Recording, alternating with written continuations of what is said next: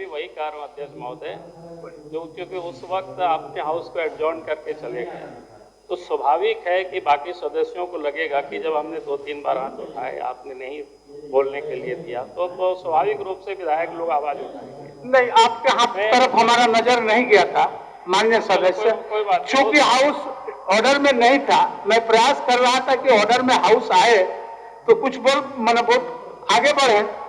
नहीं अध्यक्ष, मैं ये कह रहा था कि पूरी सदन की बातों से आप अवगत हो रहे होंगे, आप सभी की भावना को आप समझ रहे हैं, क्योंकि ये मामला पूरे प्रदेश की है बालू को लेकर के। पिछले दिनों भी बालू को लेकर के प्रश्नकाल में भी उठा था, उस दिन भी हमने थोड़ी सी बात रखी थी, लेकिन उसका तो खैर जवाब नहीं आया, क्योंकि मूल समस्या वहीं पर है। आज झारखंड में जितनी बालू घाट है उसकी नीलामी हुई नहीं है। मैं उन कारणों की ओर नहीं जाना चाहता हूँ, उसमें से कई कारण हो गए, सरकार उन कारणों को गिना देगी। बहुत कम बालू घाटों की, शायद 24 या 25 बालू घाट की ही पूरे राज्य में नीलामी है, यानी शेष जगहों पर तो कोई नीलामी नहीं है। आज स्थिति यह है, कहीं भी अगर कोई अपना घर बना रहा है, चाहे वो प्रधानमंत्री आवास हो या अम्बेडकर आवास हो या अपना भी बना रहा है, तो वहां पुलिस पकड़ती है, फिर विधायकों को, मंत्री को पैरवी करना पड़ता है। हमें भी कई एक दफा एसपी को बोलना पड़ा कि साहब वो इंदिरा आवास भाई क्या कहते हैं, प्रधानमंत्री आवास बना रहा है और वहां बालू उसका पकड़ लिया। तो हम लोग जब बोलते हैं केस नहीं हुआ रहता है तो एसपी सुन करके उसको छुड़वा देते हैं, लेकिन सामान्यतः ऐसा नहीं होता है। हर लोगों की पहुंच विधायक तक नहीं हो सकती है, राज्य की जनता की। हम सरकार से इतना ही निवेदन कर रहे हैं, सब लोग। अभी विधायक जी इरफान जी बता रहे थे बजरा घाट की, बोला कि हमारे ऊपर तो हमला होते होते हम बच गए। अब क्या सच है ये तो वो जानेंगे, लेकिन वो बता रहे थे और मैं समझ सकता हूँ, ये पूरी सच्चाई है सभी जगहों पर ही। मैं अपने क्षेत्र में बताता हूँ, एक जगह सकरी नदी है गांवा के पास, वहां पर बालू डेपो राज्य सरकार ने वहां दिया हुआ है। उस घाट की कोई नीलामी नहीं हुआ, पता नहीं वो बालू कहां से लाते हैं। और रात में वहां से ट्रक के ट्रक बालू बिहार की ओर जाता है।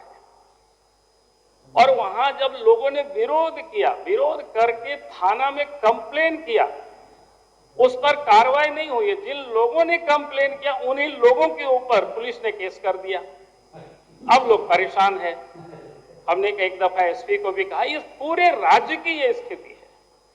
और इसलिए मैं ये चाहता हूं कि आप जब तक नीलाम नहीं करते हैं तब तक झारखंड राज्य के अंदर में जो निर्माण का काम चल रहा है उसको आप फ्री कर दीजिए। बॉर्डर पर आप चेक पोस्ट लगा दीजिए, जो बिहार की ओर ले जाता है, बंगाल की ओर ले जाता है, छत्तीसगढ़ यूपी की ओर ले जाता है, आप वहां चेक पोस्ट लगा दीजिए जो बालू की तस्करी हो रहा है। लेकिन यहाँ हो क्या रहा है, बालू की तो तस्करी आप डिपो दे करके करवा रहे हैं, कहां से बालू लाता है पता नहीं। हमने माइनिंग विभाग को पूछा गिरिडीह में कि आपने वहां डिपो कौन दिया है, तो बोला कि नहीं सर राज्य सरकार से मिला। वो बालू कहां से लाता है आपके माइनिंग विभाग को, सरकार की अध्यक्ष महोदय, पता नहीं है। आज इस प्रकार से ये लूट हो रही, इसलिए मैं सरकार से इतना ही, मुख्यमंत्री सदन में यहाँ बैठे हुए हैं, भाई जब तक अब बालू घाट की नीलामी नहीं होती है, राज्य के अंदर में जितने भी निर्माण का काम चल रहा है उसमें फ्री कर दीजिए, कोई नहीं पकड़े। और बॉर्डर में आप लगा दीजिए चेक, ठीक, जो ले जाएगा उसको पकड़े, उसके ऊपर केस आ गया, कुछ भी नहीं आ गया। माननीय सदस्य आ गया, जनता इससे प्रसन्न होंगे और मुख्यमंत्री को इस पर बतानी चाहिए। यहाँ बहुत बहुत धन्यवाद। एक मिनट बैठिए, अब आसन पर जाइए, आसन पर जाइए, आप आसन पर जाइए ना, आसन पर जाइए। आप आसन से अपना बात को रखें, आसन पर जाइए। माननीय सदस्य आसन पर जाइए, आसन पर जाइए, माननीय सदस्य आसन पर जाइए।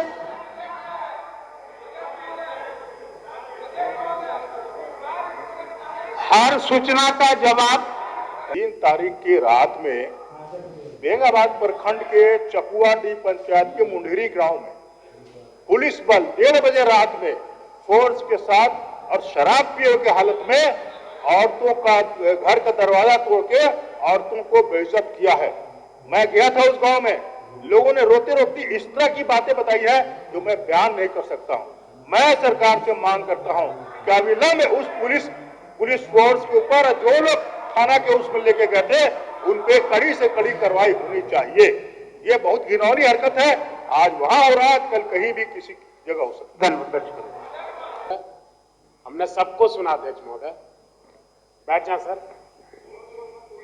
आप बोलिए। हम बोल नहीं, एक बात रणधीर बाबू बैठिए, आप कौन व्यवस्था। आप माननीय मंत्री जी अपना बात रखिए। अध्यक्ष महोदय,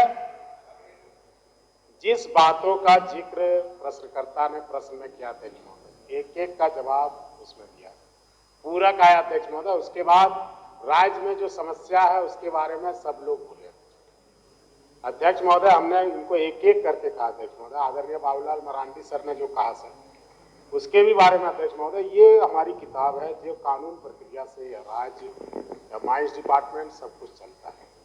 Jharkhand state sand mining policy 2017, ये जो व्यवस्था है अध्यक्ष महोदय, ये पुरानी सरकार ने जो लागू की थी वही व्यवस्था भी चल रही है अध्यक्ष महोदय। और कोरोना होने की वजह से फिर आप आ रहे हैं ना समय पर, नहीं जब जब जब बात बाबर जी बोले, नीलकंठ बाबू जवाब सुनना नहीं चाहते, बोलने दीजिए, जवाब तो सुन लीजिए। नीलकंठ बाबू बोल रहे थे कि खजाने में लूट हो रहा है। हम आंकड़े दिखाते हैं अध्यक्ष महोदय।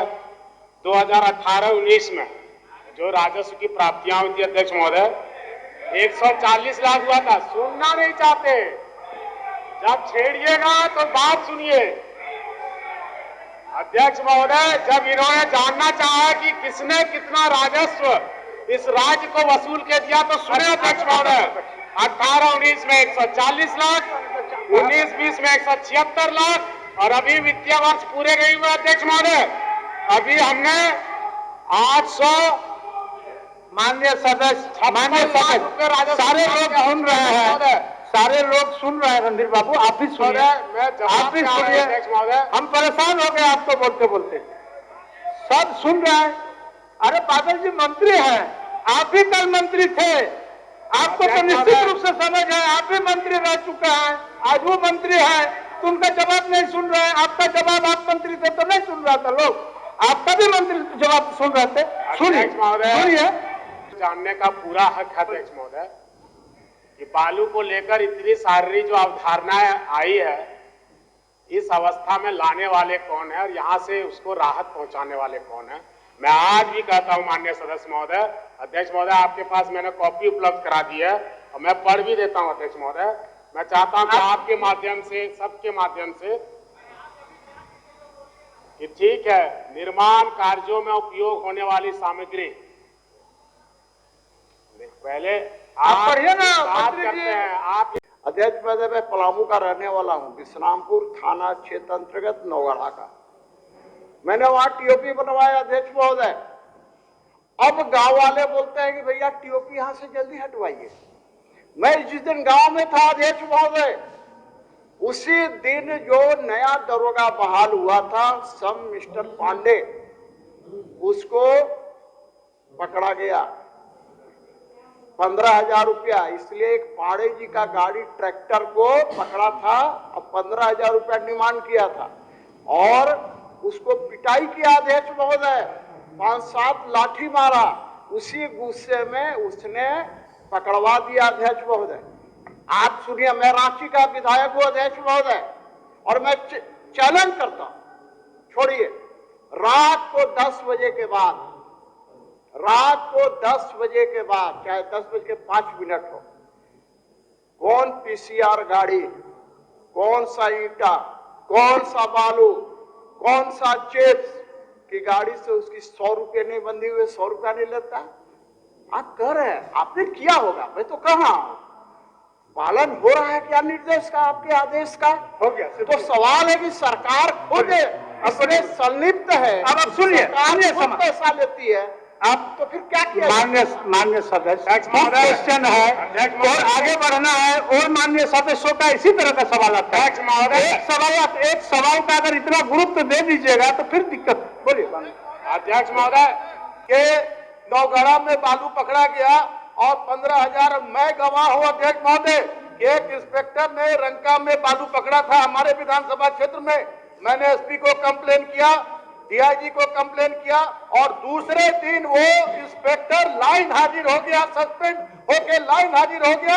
ये एकदम गवाह है हम। वो गवाह है इसके।